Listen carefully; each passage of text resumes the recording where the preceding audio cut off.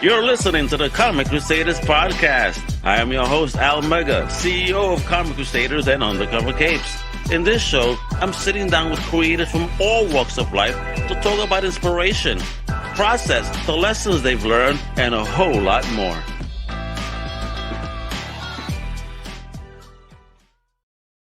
Wepa! What up, everybody? Welcome to a brand new Comic Crusaders Podcast. Appreciate y'all coming in and tuning in because we're about to talk to an amazing independent comics creator like we always do. Homie here has a great project that's out and available now for you to spend them dollars on. It's a retro 80s inspired shoot 'em up rad sci-fi with robots and a very witty character. This book had me chuckling throughout, had me connecting with characters, beautiful art, great storytelling. Homie knows what he's doing. Let's talk about how he learned this amazing process and what the future holds for Tank McGregor, the one and only Reynaldo Garza. Hey, how you doing? How's it going, Al? I'm doing great, brother. Happy to have you on, bro. I had such a blast, my friend, reading Tank McGregor, bro, and the Mechanical Menace. I mean, dude, I'm so glad to hear you say that. Fuego, kiddo, fuego, man. I can't wait to learn how this got all put together, the inspirations and all. But this is what we do here. The first thing we need to know is first, where you hailing from, bro? Where you at? Well, I am currently living in Austin, Texas, but I'm originally from Nuevo Laredo, Mexico. That's right on the border with Texas. It's like Laredo and Nuevo Laredo. So I grew up on the Mexican side of the border. Okay. And I lived there for the first 18 years of my life. But I grew up bilingual. So I grew up in the Mexican side, but I would commute to the U.S. to do school, elementary and high school. I did it in the U.S. Oh, word? Okay. Yeah. So it was always like growing up, it was always like of two worlds, because like I'd have all like my Mexican culture and my Mexican family and everything that we would do as a Mexican family. But at the same time, I was very much into American television, American pop culture, American comics, and just everything to do with that, So how did that happen, though? Oh, how did that happen, though? So here you are in Mexico, first 18 years of your life. What, who introduced you to that then, that you fell in love with it? Or was it a self-founding thing? To comic books, it was like a self-founding thing. I mean, the earliest memory I have of that is when like my mom would go to the grocery store. She'd leave me in like the magazine section while she'd go around shopping. And in the magazine section, I'd just go straight for the comics. And I was so little, I wasn't interested in like the stories yet. I wasn't reading them, but I was seeing all the pictures and I saw like the death of Superman there. When he got his new black suit on, I saw it there. Wow. And I would just like read all those things. And I mean, I see all the pictures and see all the drawings and just kind of like study them. And then I get back home and I would just immediately start drawing what I would see, and without knowing the context of who I was drawing or why. It was just a good practice. And then I was just, my whole life, I've just been doodling, every chance I get, I doodle or I draw. I've always liked to create characters just in one sheet and then just nothing ever really happens with them. But I just kind of it's a way of de-stressing, Gotcha. So what was the first characters you fell in love with overall? I mean, the classics like the Teenage Mutant Ninja Turtles. Nice. That's a little cliche to say now because everybody loves them, but really it was like, my parents used to own a video store, sort of like a Blockbuster, but it wasn't a Blockbuster.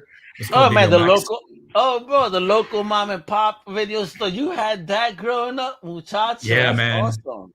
So I don't know how good I had it until they closed it eventually, but yeah. So like they like we would get like the Ninja Turtles movies, and I just have access to all that shit, man. Like I would just have access to so much movies and like anything I wanted, I would just like get it and watch it. And even when I wasn't like actively looking for something, they'd have the TV on like up in the corner while they like worked, and I would just like watch whatever was on. It's just nice. That's how I got like all that movies and pop culture love.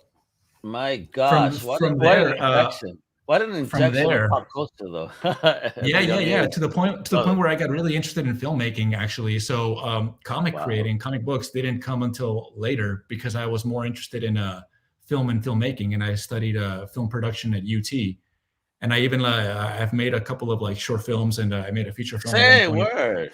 Yeah, Okay, yeah. hey kiddo, you are rocking it. So talk about that journey then. I mean, what was your early inspiration in getting into film? What was the movie that said I want to do something like this? Alien. Oh, I don't know if you remember at one oh, point, and I don't remember what year it was. They re-released the original Alien in theaters for yeah.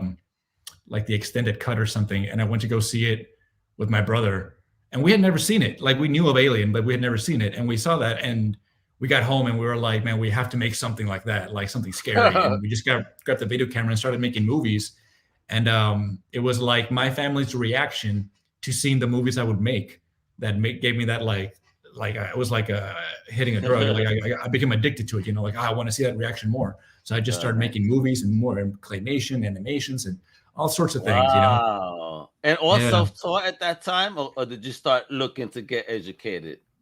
I started looking to get educated. I didn't get educated in film until I reached college, my college years. But no, Okay. I mean, it was all self-taught when I was younger. I mean, I Love would it. watch making ofs, and I would listen to commentaries ad nauseum.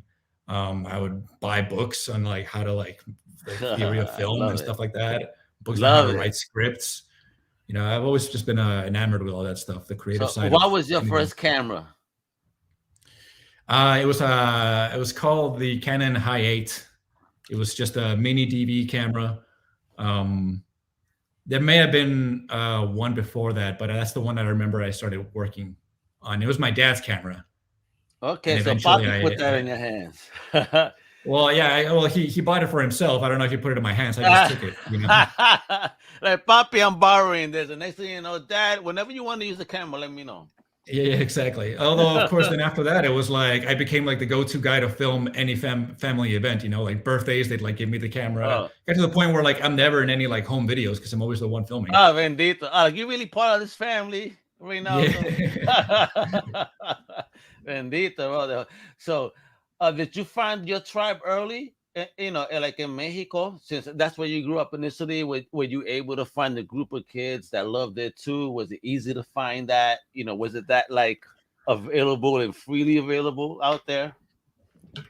There was a few things. In Nuevo Laredo, there wasn't that much of a big community for film and filmmaking. At one point, they opened up a workshop, which I joined, and it was cool to go to that and learn from the teachers there. But for the most part, it was always me actively seeking out other people. And in my school, I started the film club, you know, because I wanted just Nice. people to help me make my movie. So it was sort of like a selfish thing. Like I started out like, oh yeah, and we could all talk about movies, but really I just wanted like to get people on my side so they could help me with my movie. Yeah. You know? Aren't you inspired to make one yourselves now, guys? Right? Yeah. I guess. I love it. Hey, bro, you gotta do what you gotta do to make the moves, kiddo. You know. Yeah. So, is that how you find your tribe, though? In that very tricky way, or did you find people easily? No, it wasn't easy. I had some friends that obviously I had my best friends who would always help me, and my brother who would always help me in my movies. He would always act in them. People who were also wanting to make movies. There were a few of them in my high school, but I wasn't like so friendly with them that we hung out every day. So nothing really ever came of that. And it wasn't until I went to college that I met more people that were interested in what I was interested in, and then you know, it went from there. But So how was that college experience? It was, I liked it and I didn't like it. And I'll tell you why I didn't like it, in the sense that like everybody you meet is sort of like looking out for themselves, in the sense that like they don't want to collaborate in a movie. They don't want to help you in your movie. They want you to help them in their movie. And to some degree, I was the same. But you know, you see that and you're like, oh, I don't want to be like that, you know. And you also don't want to just like be pulling cables in someone else's film, you know. You want to be creative. So it's hard to like find that one person that you're just very compatible with creatively, you know. So that's why I didn't like it that much. But when the stuff I did like was the other side of it, which like you're there and you're making movies and you're with all these people who grew up like you and they would love movies, and you know, you're never lacking for talent and ideas, and just the creative community is so thriving at UT.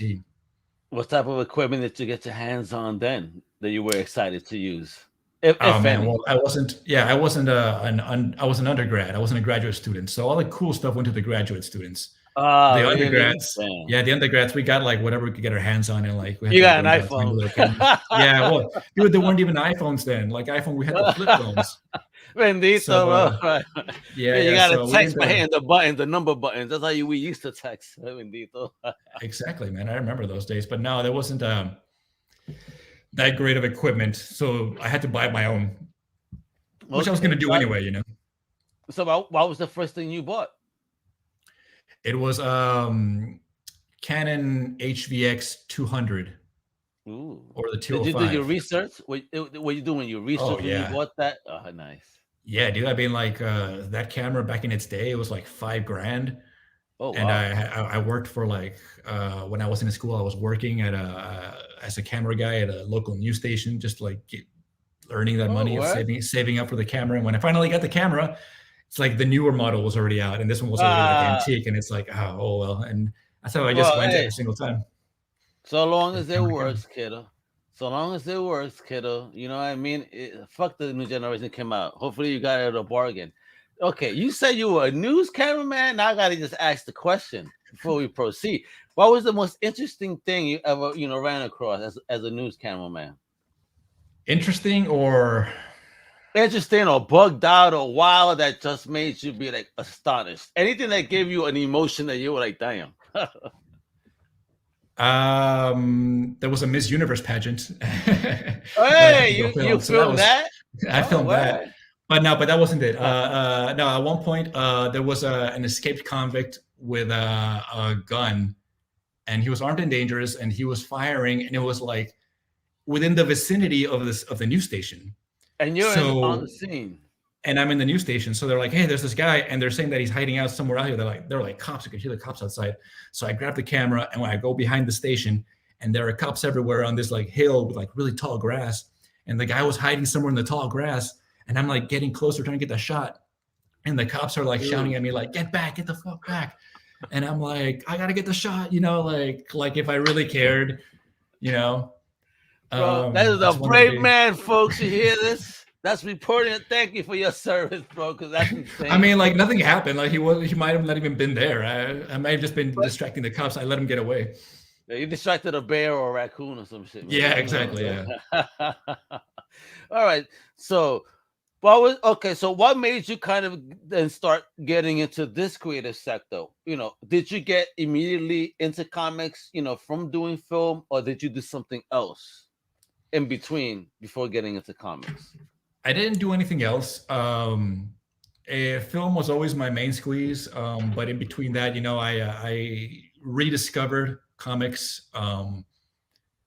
by way of Frank Miller, the Sin City Oh, comics. beautiful. Like I had heard that they were making a movie, so I like decided to get one comic. I read A Dame to Kill For, and after that Oh, I was hooked. And me and my brother, we just got all the set, and I read every single one of them, and I was such a big fan, and I loved his writing. And from there, I went to Frank Miller's Daredevil series, oh, and then somehow I discovered Hellboy.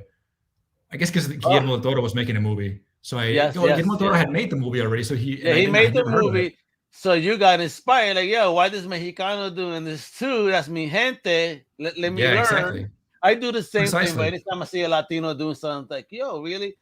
Like I love Pacific Rim. I don't give a fuck what anyone says. I'm a big Oh, kaiju it's fan, one of and the I love best them big. movies ever. Yeah, bro. I'm a big Voltron, Messenger Z, and that's Latinos. Even as a Japanese cartoon, that's what they really showed in the Latino back in the day. I don't know if you grew up with that in Mexico, but as a little kid, I remember in Puerto Rico that my grandma, that's my first love was big robots, and it was through Messenger Z, the Spanish edition in Puerto Mhm. Rico. You know what I mean? Yeah, yeah. But it's like There when I was see big robots, bro, I'm in love.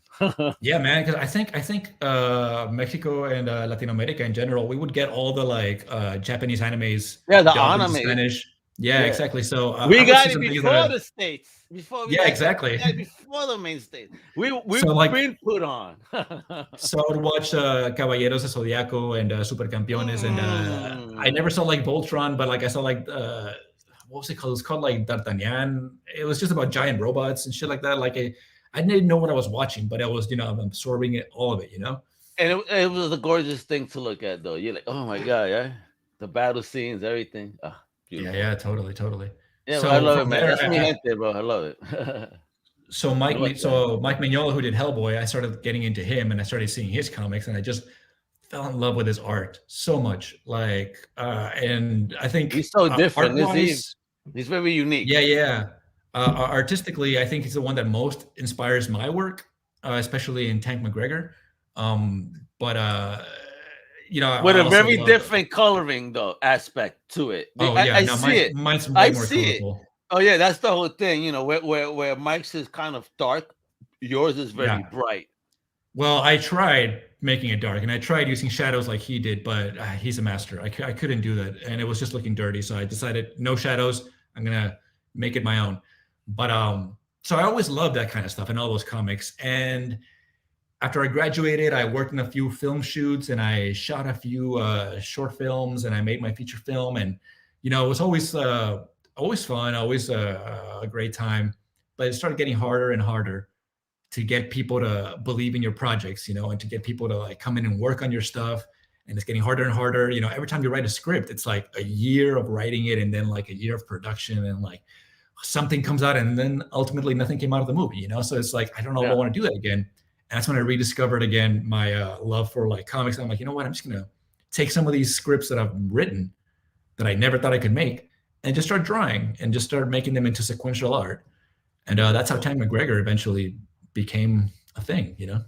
So what inspired Tech, man? Let's get into a big Tech, man. I mean, Let's do folks, it. you gotta check out this website right there, techmcgregor.com, so you can see what I'm talking about. Don't worry, I'm gonna show you some stuff. I have something pulled up, the preview of Tech McGregor and the Mechanical Menace that we're gonna talk about. And obviously, please check out their social media. I'm gonna be popping this up just as a reminder throughout.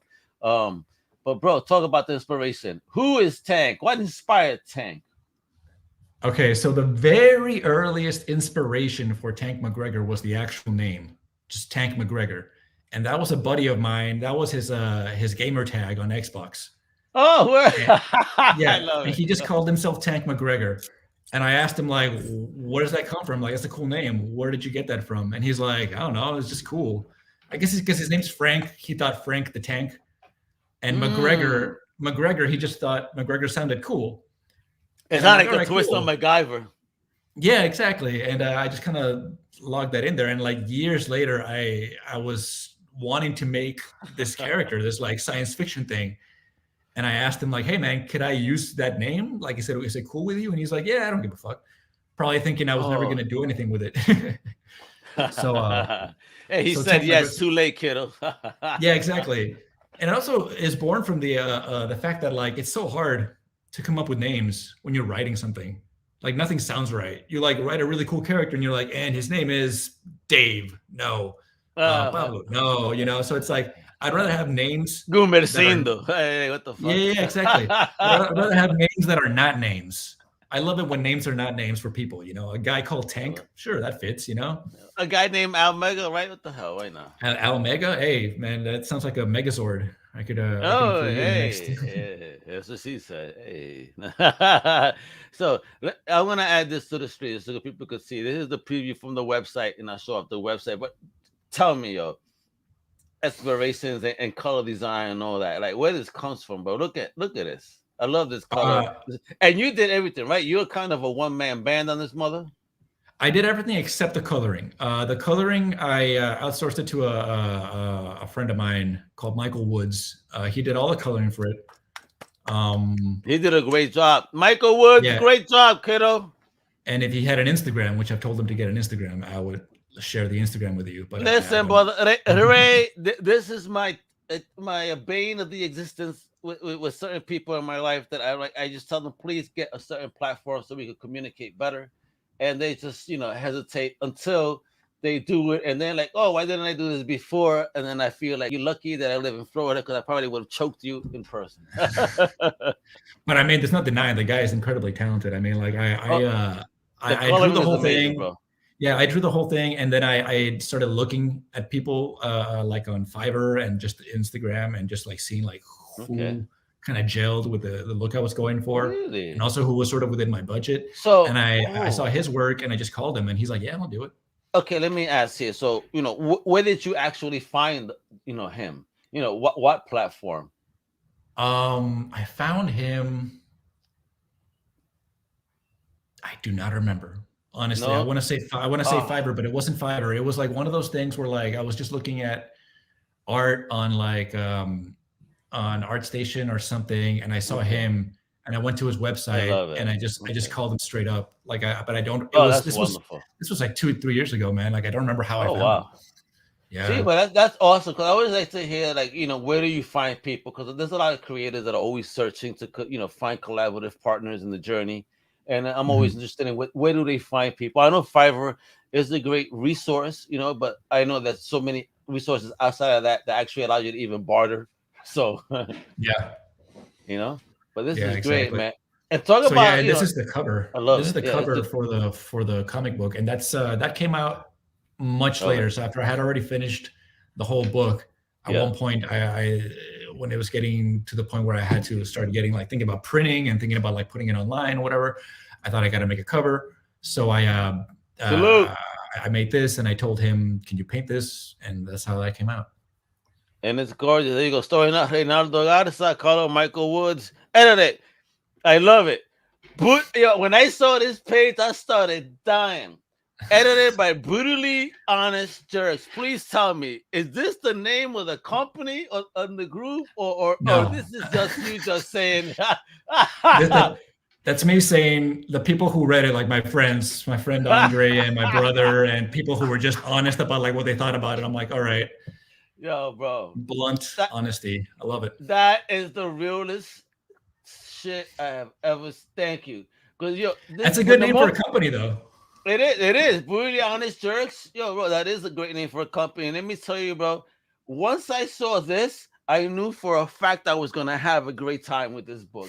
Because I said, yo, who the hell says this? This is like, I even showed my wife. I said, yo, you got to see this. Look, I said, this is hysterical. I loved it. Thank you for that, bro. It really immediately brought a smile on my face. Like, okay, I'm probably going to be going on an ill journey here. And here goes the prologue. And I need to know, who the fuck is Gorbis the Conqueror? Because you say the from the science of war, making fun of the art of war.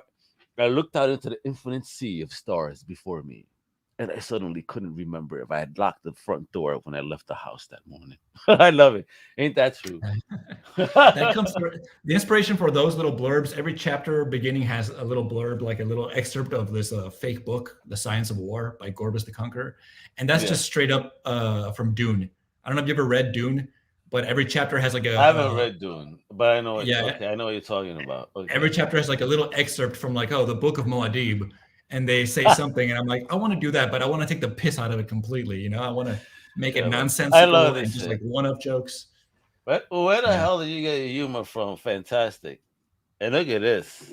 Just this. Just I love it. It's just stuff that makes me laugh, man. If it makes me laugh, it'll go in the book. Sometimes I'll think something's funny, and then I'll read it again a week later, and I'm like, doesn't make me laugh anymore, and I just get it out of there. Okay, or I'll think something's funny. So you're your own biggest critic at the end of the day. Oh yeah. No, this it went through so many iterations. The original script was like 10 pages. Damn. And it just went out building from that and changing lines. To a big time, like 15 times that size now.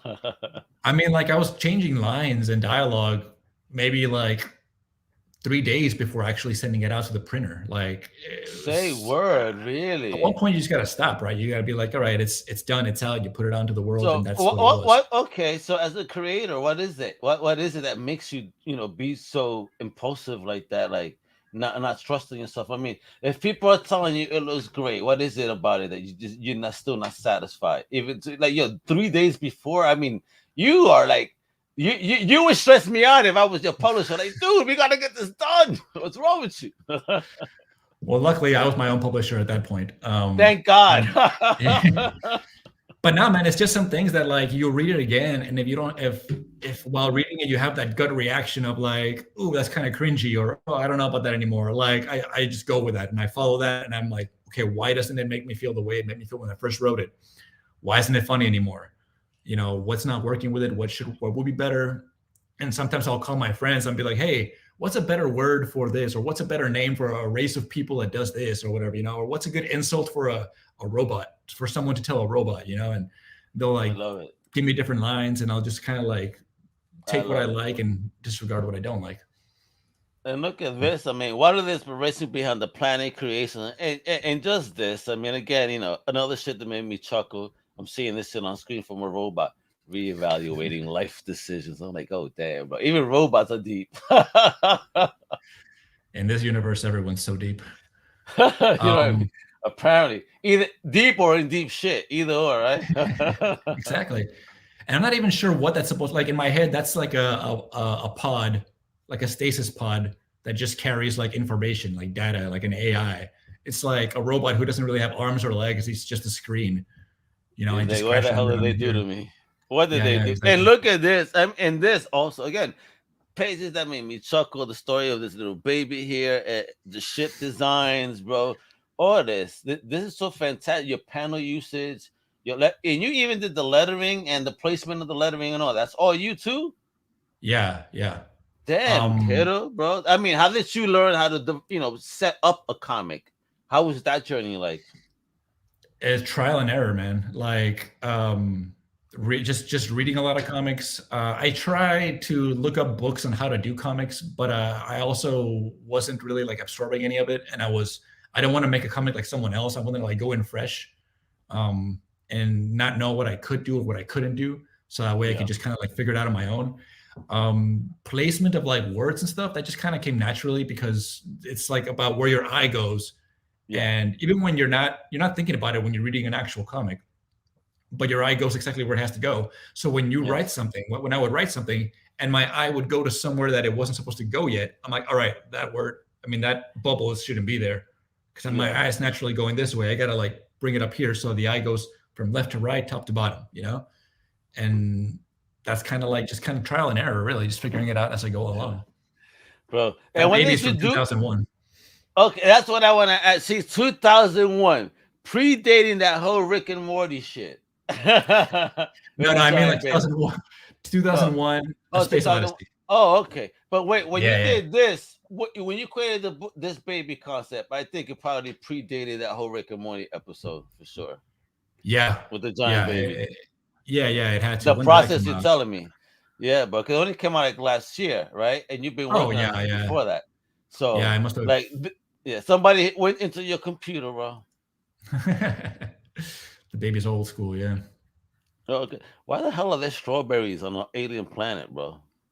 Why not, man? I just noticed that. I just noticed that now.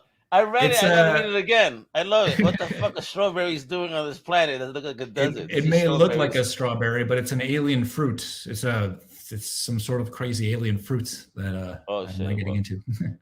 Oh, but something that'll get you banned, like worse than peyote, folks. Apparently. Precisely. And look at the robot design. So talk to me about the robot design. It's a sexy robot factory, man. Oh, hey, Epa, you said it, not me. Yeah, man, it's a sexy robot factory, and something happens here with the particular robot. Mm-hmm. And so talk about this. I mean, tell us what you can without too much spoilery, because I need people to buy this book, man. Right. I need to buy the book.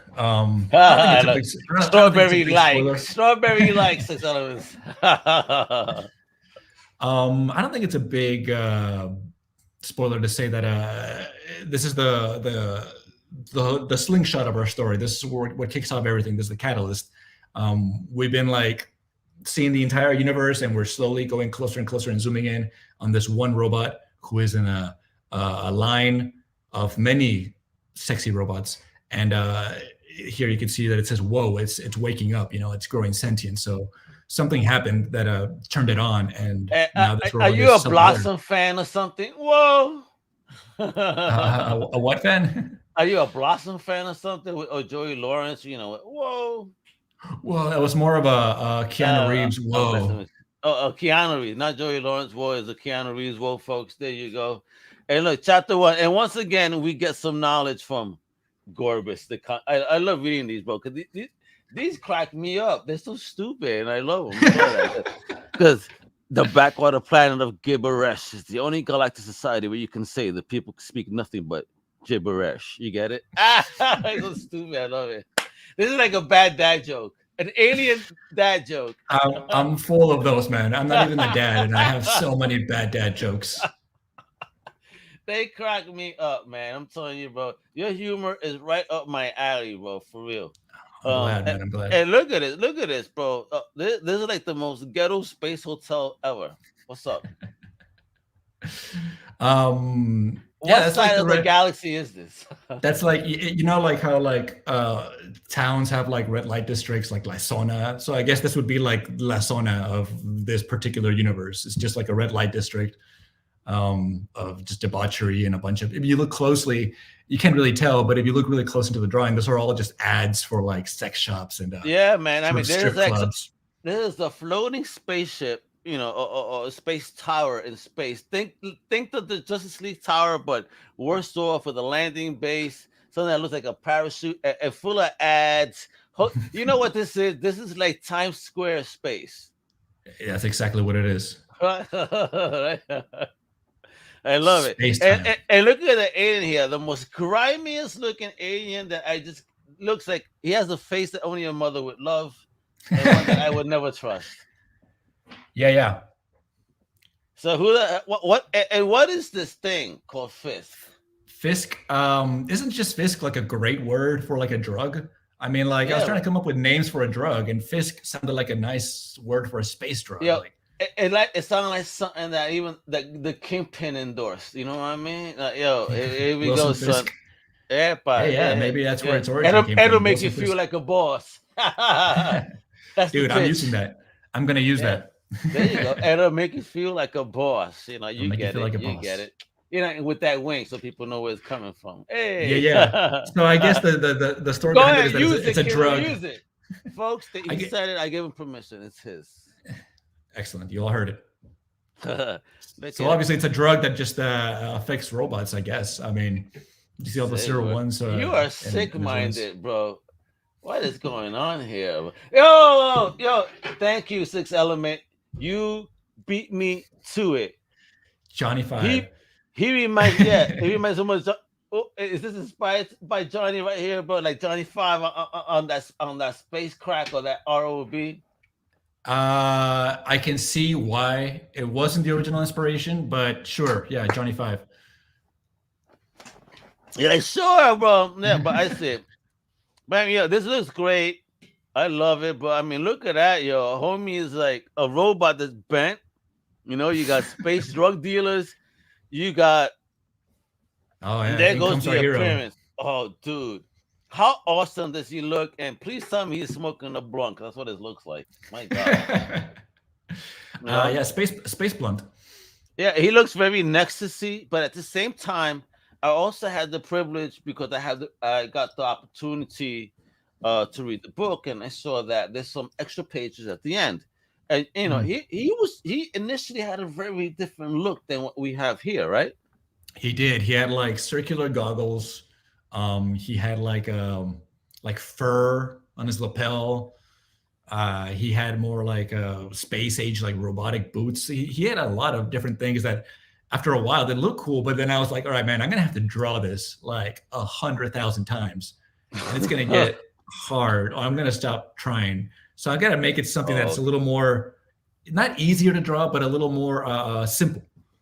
Something that's just gonna be not like I said, not easier, but just in a sense that you could lay down much quicker as you got to do and the I'm not gonna get process. bored. And I'm not gonna get bored with it, right?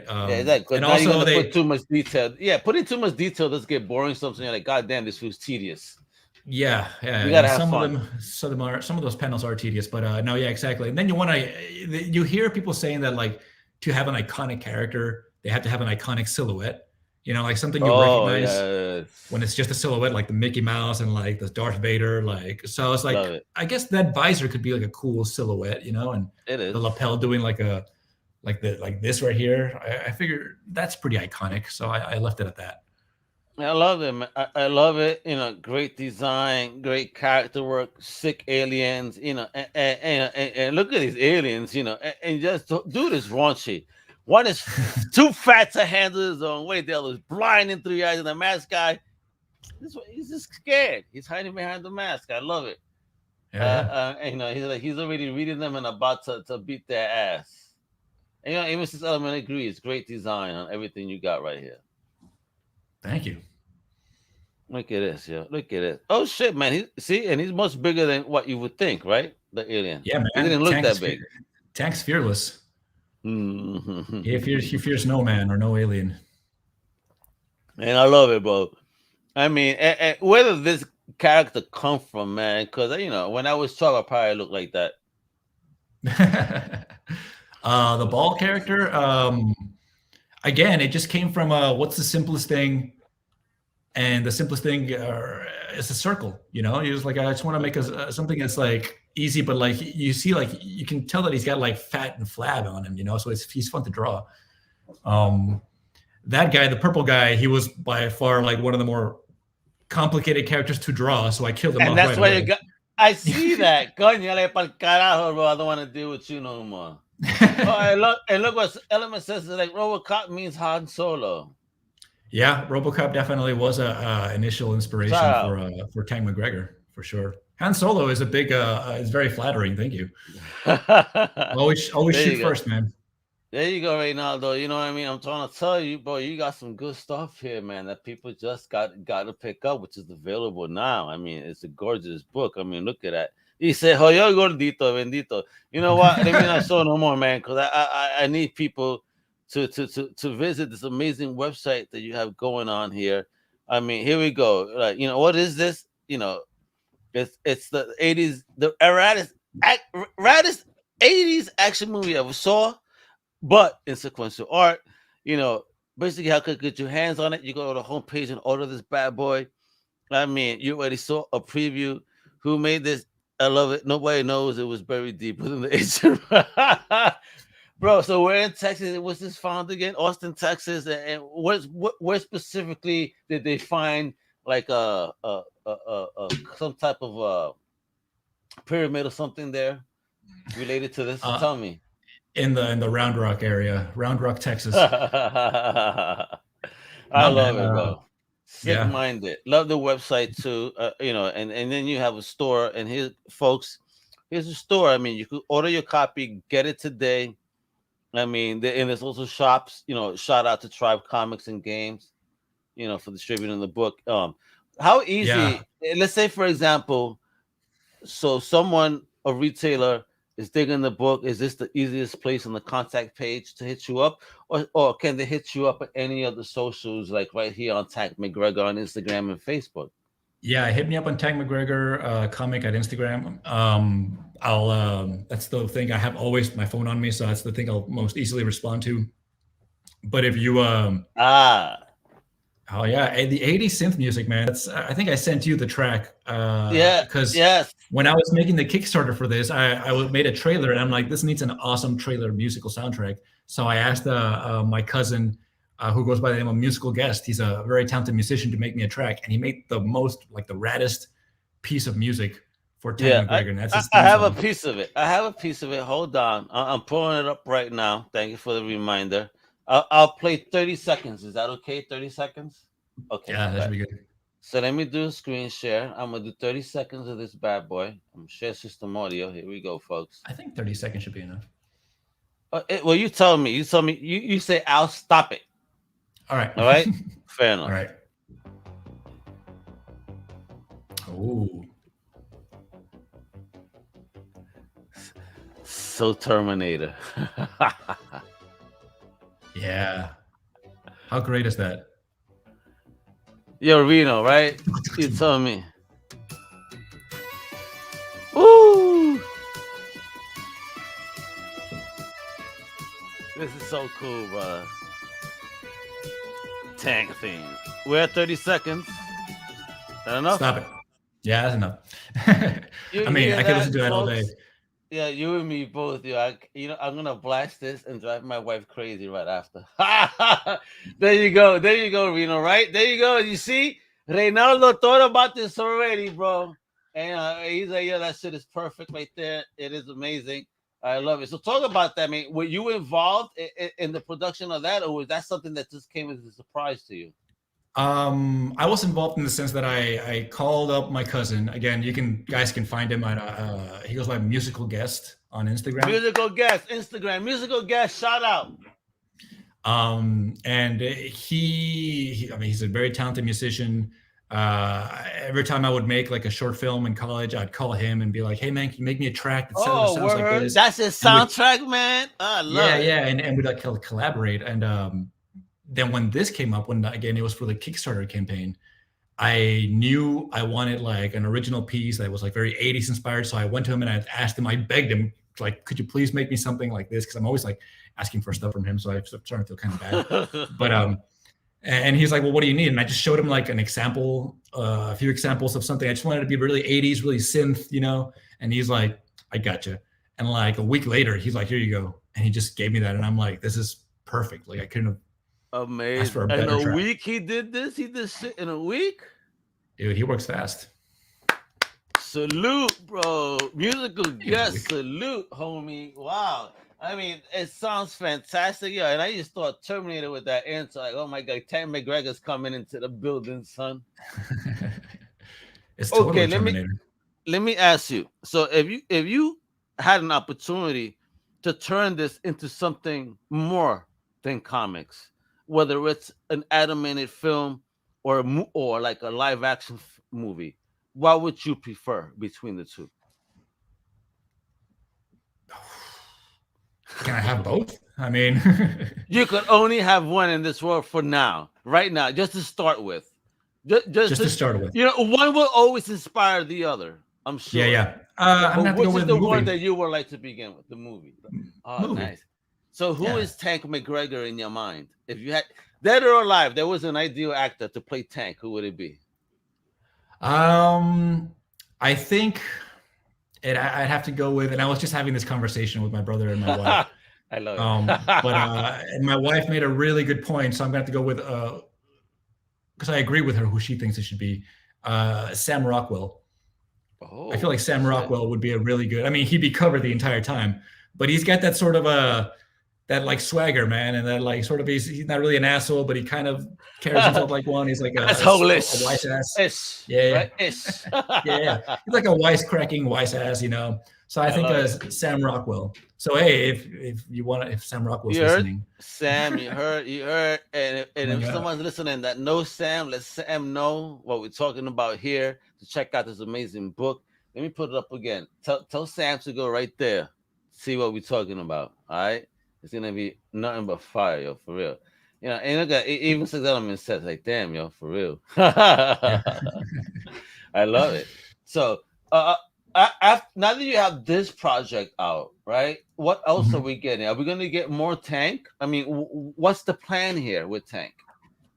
We're definitely going to get more Tank. I mean, when I finished this one, the first thing I thought was like, man, I don't want to like do this again. I want to go to something new. I want to create something else entirely different. And like not a week passed, and I was like just right back into that universe. Like I had another idea for Tank McGregor, you know, another story, and it's just like kicked it off from there. And I'm already pretty knee deep in volume 2 right now. I think it's going to be a lot larger than what this one was, so I might have to split bigger than this bad boy. Yeah, man. Like it's you know what? That's value for your dollar though, because again, this bad boy is over 100 pages, folks. But the whole thing is that again, this is what I love. There's certain comics, you know, and I don't like to talk negative. So there's certain comics that I stop halfway, take a break, right? Mm-hmm. This is not one of those. Oh, thank you, man. This is one of those once again that is like, yo, I want to keep. I need to read each chapter as it goes on. Like, I really cared about the characters. I dived into the story, and it's like I could not pull away from my chair. And even when somebody, you know, I had my own family ask me, can you get me something? I'm like, can you give me like another 15 minutes? I'm like, I'm sorry, they could be probably bleeding to death. I'm like, I'm sorry, but you're gonna wait 15 minutes. You know, because yeah, for real, it's a page turner for real, 6th Element. It is over 100 pages. It has some awesome extras where you see, you know, again, I didn't want to put that up because I want you to see his original inspiration. And the only way you're going to see that is if you buy this book. Because when you see the original that he was doing, it looked amazing. But I could understand what he meant that, you know, to do that page by page, it's going to be something that's going to be difficult, especially when you want to get that story done and just show the people how. Again, who's to say that Tank's uniform can't change in the future? You know what I mean? As he starts making some money in the business. It already has, man. It's one of the lessons learned from making the first one, because you make the first one and you learn lessons, and you're like, man, I'd rather not have done that. But instead of like changing everything in every single page, you just kind of keep it going until the end, and So then you save it for volume 2. So volume 2, he's got a slightly different jacket. It's the same jacket, but it's just designed a little bit different. he got more money, He went a little bit high class, but a little bit better alien leather somewhere. Yeah, exactly. Better alien, alien leather. So, what type of copies are available currently? Is it digital? Is it physical? And if physical, what type of physical? Can we get a soft cover, a hard cover? What we got? It's a soft cover. I actually have a copy right here. So this would be what you would get if you get Look at it. Oh, look how thick. See how thick that bad boy is? Let me see that spine too. Hey, I know that's what she said. Let me see the spine. Beautiful, you dirty boy. Look at that. Nice, boy. Let me see that back. Hey, look at that beautiful book, Gorbis the Conqueror. I love that motherfucker. I love Gorbis. Bro, you need to write a novel of just Gorbis the Conqueror quotes in the style of the Art of War. The Science of War, man. It's already something that, it is something I should do. That's a good idea. You should. It's like, all related to the universe, and like, who the fuck is Gorbis? So you could create this whole big story behind Gorbis too. He's the Sun Tzu of space, bro. Exactly. He's exactly the Sun Tzu of space. But he's retired, he never died in battle. So he's got all this knowledge that he wants to. He never was in battle. He was just in the back cowering. He's like, let me write this shit. That's the whole aspect. You make him let me write this shit. He was smoking and he's just cowering behind, like, yo. Alien space weed, bro, from the planet Urbia. So you can get a physical copy. You can get a physical copy on the website, or you can buy digital, again, on the website. If you happen to be in Austin, Texas, you can get it at Tribe Comics or Rogue Gallery Comics in Round Rock, or Austin Books and Comics is where they have most of them right now. So again, if there are any retailers listening or folks that have potential distribution opportunities for you, where can they contact you at? They can contact me at my Instagram. Tank McGregor Comic Instagram. Or if they go to the website, tankmcgregor.com, shoot me a message there. I'll get it. If they go to the Facebook Tank McGregor, again, it shoot me a message there. I'll see that as well. I'm very easy to contact. I'm not a recluse. I love it, man. The homie's ready. He's hungry. He's ready to get Tank out there to roll over everybody just like a tank does. You know what I mean? I love it. So outside of the Tank McGregor universe, is there anything else from the Garza-verse that you would like to let us know about? Or you just want to focus on Tank right now? Mainly on Tank right now. Other stuff in the Garza-verse, there's ideas that are percolating, man. You're percolating just the ideas that I have. You're making that coffee. Whereby I hear you, bro. Yeah, exactly. Things that I don't want to say just yet, because not that it's a super secret or anything, but sometimes when you say something out loud, you kill it. You kill the idea before it was ever even. Not necessarily, because sometimes you're also speaking it to birth. And when you're with good energy, you know what I mean, like me, because I believe in what you're doing, brother. Let me give you your flowers. I love it. When I say that, what I mean by that is just thank you. Thank you for being willing to be creative and be bold and put yourself out there, because not many people are willing to do that in real life. You know what I mean? And then people are harsh in this world of social media nowadays and all. So F the haters. You do you, because this project is amazing from beginning to end. I can't wait to see more of Tank. I can't wait to hear more of this synth. I need to hear a whole album on the synth music, where if you do the omnibus, which is for me, an omnibus would be 4 volumes of Tank McGregor, connected to a soundtrack that could last as long as the read if you could time it. And there you go, bro. Sort of like listening to Pink Floyd while watching The Wizard of Oz. The Wizard of Oz. Muchacho, bro. And don't smoke any blunts or do LSD, because then, bro, don't blame us for what happens. Don't blame us when you go down that rabbit hole. Yeah, exactly. Have you ever done that? Listen to the soundtrack while watching that movie, Wizard of Oz, with the Pink Floyd? I only did the beginning of it. Like we and my wife one day, like, is this true? And we found some shit, and we were like, oh snap! It fits, man. It fits. But then the thing is that like a lot of different things fit. So it's just a coincidence. Everybody just kind of picked that one and latched onto that song because it's the best story. It's just like the Nostradamus shit, right? You know, no one knows what he's saying until it happens. And all of a sudden, oh, he said it. Word? Well, how come you couldn't fucking stop it, asshole? Come on now, stop it. I love it. Yo, Ray, you're amazing, bro. You're a great guest. I love your energy. You know, your journey is incredible, man. I love that. You know, self-educated, but then you go from one journey to another, and then here we are today with this amazing comic book. You know that you were basically, you know, doing almost everything, and then you landed this amazing colorist. Oh, before we go, this is the last thing I want to add. I love the logo. I love this. Was that you too, or who did this? That was me. The logo was me. I had to learn Photoshop so I can do that damn logo, and it was. What was the learning curve like? How long? It's still going. It's still ongoing. That's ongoing. Just like me. Thank you for the honesty there.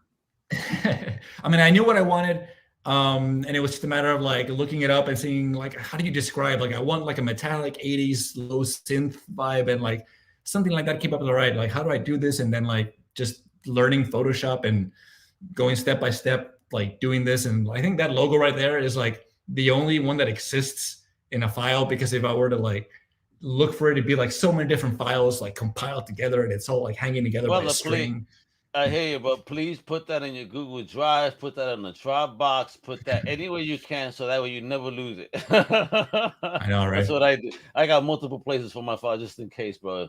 But I love it, man. You've done a great job with the story, the logo, the look of the characters, the future casting, Sam.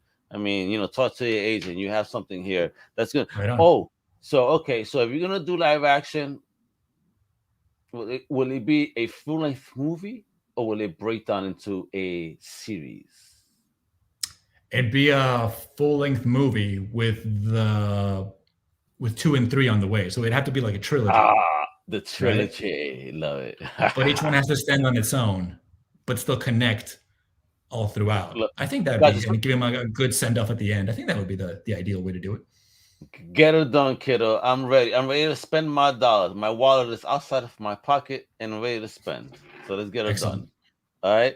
So, folks, you know, thank you for tuning in, bro. Ray, you've been an amazing guest again. Yo, please check out techmcgregor.com. That's Tech McGregor with 2 G's at the end right there. All right. Check out the website. Order that book today. It's available now. It's Comic Crusaders Podcast recommended. Our mega recommends 150%. It's a fantastic book. You know, it's going to put a smile on your face. It's action-packed. It's sci-fi. It's humor. It's fun. And, you know, you connect with the characters. And, you know, I can't wait to see more.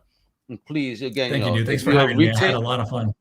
No, bro, you're the man. And again, please follow him on social media here at Tank McGregor Comic on Instagram. And on Facebook, you can check him out at Tank McGregor. And if you're a retailer, please hit him up on either the website or Instagram as he suggested. Because again, this book is available for distribution at the local comic shop. So if you're a comic that supports indie comics, you know, I think this is an indie comic that deserves to be on your shelves as a fact. All right. And already you got 6 Element. He's become a fan. He is following you everywhere, which most likely means he's going to be hitting you up real soon because he has his own show. Right. All right. Yeah, man. So he's awesome. So, you know, he says, look for my order, bro, because he's doing it right now. Fantastic. Oh, excellent. 6 Element, you won't regret it. All right. And everybody that tuned in, do the same thing 6 Element did. For real. He ordered this book because you already saw the greatness of it. Again, I know many people are listening. Those that did not weren't able to see the images, feel free to tune into the YouTube, the Twitch, or the LinkedIn video so you can see the images associated with this wonderful looking book created by Reynaldo and the colorist, bro. Great job once again. Everybody, much love. Hasta la próxima. Later. Thank you for listening to the Comic Crusaders Podcast. If you like the content, please subscribe and turn on notifications. Also, please visit comiccrusaders.shop and our extended podcast family over at undercovercapes.com. And also, make sure to download the Comic Crusaders app on the Google Play Store today.